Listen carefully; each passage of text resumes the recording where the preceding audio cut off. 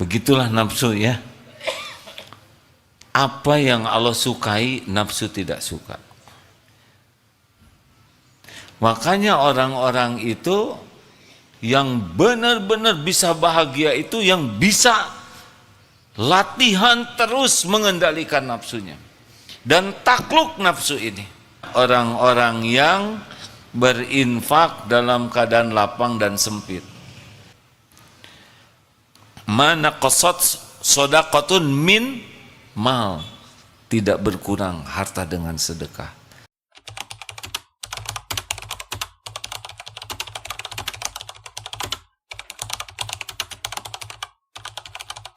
Assalamualaikum warahmatullahi wabarakatuh. Jika kabur bagimu dua hal, maka perhatikan ataupun lihatlah mana yang lebih berat terhadap hawa nafsu, maka ikutilah, sebab tidak akan terasa berat terhadap hawa nafsu kecuali yang baik.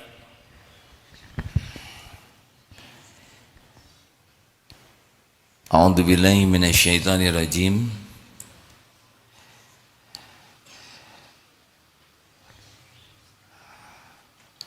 Kullun nafsin dha'iqatul maut walanabluukum bisyarri wal khairi fitnah wa ilaina turja'un.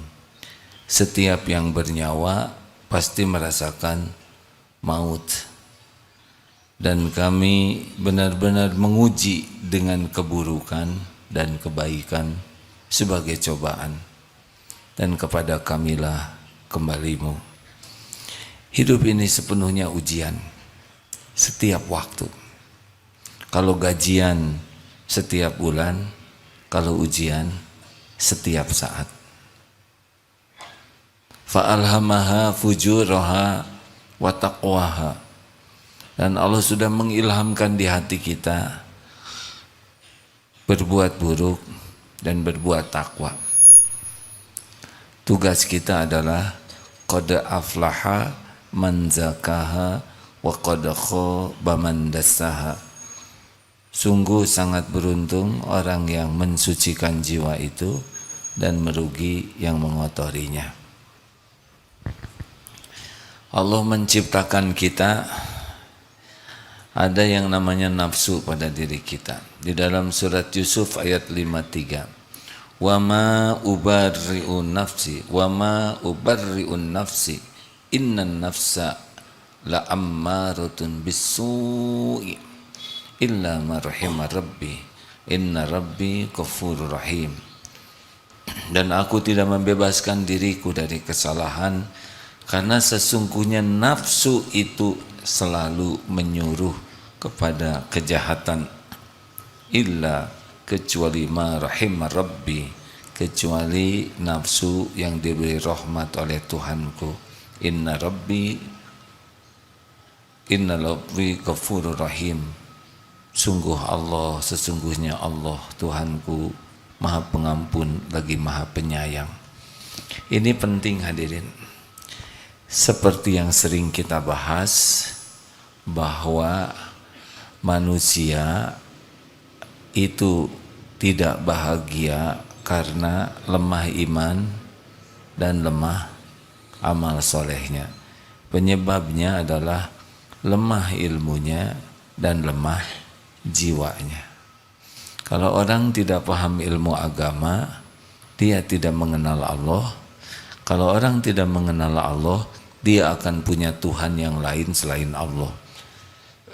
Orang yang kurang paham agama, dia akan menuhankan harta, gelar, pangkat, jabatan, kedudukan, ya duniawi, dan juga menuhankan nafsu.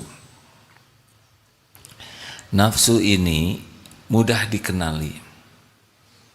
Kalau ada satu urusan, ini nafsu atau bukan? Nafsu itu yang tidak dirahmati Allah, kecenderungannya memilih yang tidak disukai Allah. Kalau nafsu udah berat, berarti ini halnya disukai Allah. Contoh, sepertiga malam terakhir, tahajud.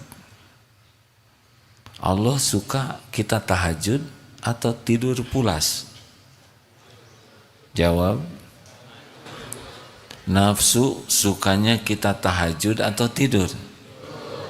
Kita sudah bisa mengenal diri kita, bisa mengalahkan nafsu atau diperbudak nafsu. Tahajud nafsu tidak suka. Nah, untuk mengetahui yang disukai oleh Allah, itu nafsu tidak suka. Berat bagi nafsu. Maka kalau kita ingin disukai Allah, tidak punya pilihan. Harus ada mujahadah, latihan terus mengalahkan nafsu. Contoh, kalau kita tersinggung, nafsu sukanya kita sabar atau marah? Yang disukai Allah, kita marah atau menahan amarah? Nah, jelas sekali. Jadi menahan amarah itu tidak disukai oleh nafsu. Nafsu maunya kita marah, saya tersinggung, saya sakit hati, terus saja. Dia mengatakan ini harga diri saya. Nah, itu maunya nafsu. Kamu bodoh, kamu kurang ajar, keluar kamu dari sini. Nah, itu nafsu tuh. Tapi Allah sukanya kepada orang yang wanahan nafsa anil hawa, menahan amarah. Alladzi yamliku nafsahu indal ghadab. Orang yang bisa mengendalikan amarahnya ketika marah. Jadi kemenangan ini adalah orang yang mengenal nafsu dan bisa mengendalikannya. Walaupun ilmu agama banyak, tapi kalau oleh nafsu, dia tidak mengamalkan. Sholat di masjid. Mana yang paling disukai Allah? Datang sebelum adzan, datang ketika azan, sesudah adzan, sesudah qomat, atau sesudah salam? Sebelum adzan. Nafsu kira-kira ngajak kita ke masjid sebelum adzan atau nunggu qomat? Nunggu salam. Ada yang datang ke masjid itu sengaja ditunda supaya masuknya ke rakaat terakhir.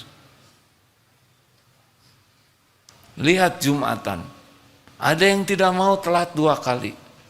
Dia kalau datang telat ingin pulang duluan.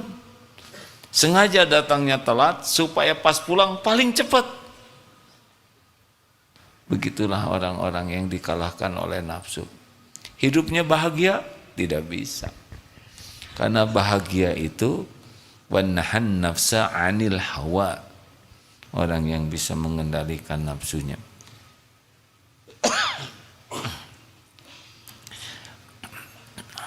Ada teknik, kalau yang agak samar ini.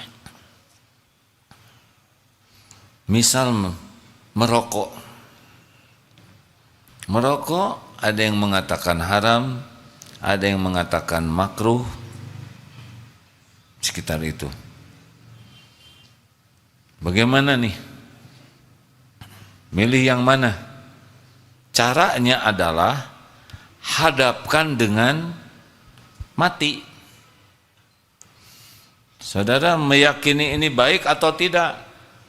Kalau saudara yakin ini baik, saudara pasti berani mati dalam keadaan melakukan hal itu. Kalau ada yang perokok di sini masih terus mengatakan rokok itu baik, sederhana saja. Siapkah saat sakratul maut sedang merokok? Jawab. Telah wafat, tersedak rokok dengan asbaknya. Berpacaran baik atau buruk? Siapkah mati lagi pacaran? Caranya begitu. Siapkah mati ketika melakukan? Kalau kita tidak siap, pasti buruk. Karena kalau kebaikan kita pasti siap. Lihat HP, mana yang Allah suka? Lihat aurat orang lain, lihat Quran. Berapa banyak yang rajin ke masjid, rajin ngaji, tapi saat yang sama diselingi dengan yang maksiat. Banyak mana lihat maksiat di HP dengan baca Quran atau ilmu. Nafsu sukanya yang mana? Nafsu sukanya maksiat. Lihat aurat orang lain, lihat hal yang sia-sia, lihat yang tidak manfaat, dilihat, dibaca terus saja. Quran tidak kuat. Ceramah Bismillahirrahmanirrahim, skip. Allahu la skip. Baru juga ayat kursi awal itu sudah enggak kuat, pengen skip. Pasti nafsu. Orang yang perkasa tahan. Coba tahajud 1 rakaatnya milih Inna atau Al-A'la. Ini saya dengar ada ibu-ibu pengajian. Ibu, mana ibu tamu dari Masjid Agung Purwakarta ada? Terima kasih Bu. Sebentar lagi Ramadan. Mau cari masjid yang mana? Taraweh. Yang bacaannya panjang atau yang ringkas? Coba dijawab. Bacaan yang panjang atau yang pendek-pendek tapi enak? Sengaja saya sebut pakai enak supaya ada pendukungnya. Allah kira-kira sukanya ibu bacaannya panjang atau pendek? Ibu milih yang mana? Ya sudah. Begitulah. Baru rencana aja udah kalah. Khusus bagi tamu, Bu, ada uang 120.000 2 lembar. Datang kotak infak, yang mana yang disedekahkan? Jujur. 20. Ternyata 3 lembar 125. Jadinya yang mana? Ya Allah, ternyata 4 lembar 127. Ya, mantap 2.000 kalau gitu. Begitulah nafsu ya. Apa yang Allah sukai, nafsu tidak suka. Makanya orang-orang itu yang benar-benar bisa bahagia itu yang bisa latihan terus mengendalikan nafsunya dan takluk nafsu ini. Coba surat Ali Imran 134 yang sering sekali kita baca, ciri orang yang takwa. Lihat. Yang pertama, alladzina yunfikuna fis sarra'i wad-dharra. Alladzina, orang-orang yang berinfak dalam keadaan lapang dan sempit. Nafsu maunya pelit.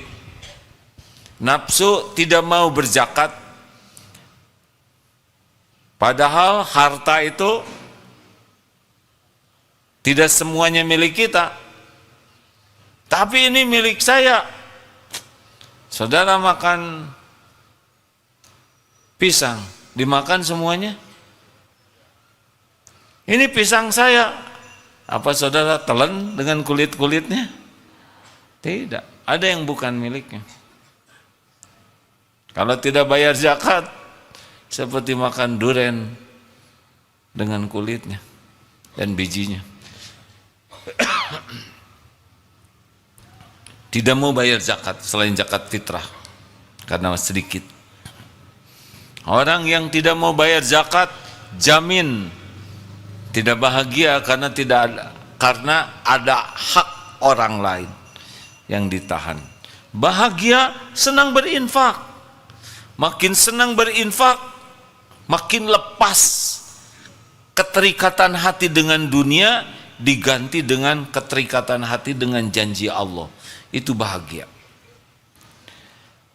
Mana qasat shadaqatun min mal, tidak berkurang harta dengan sedekah.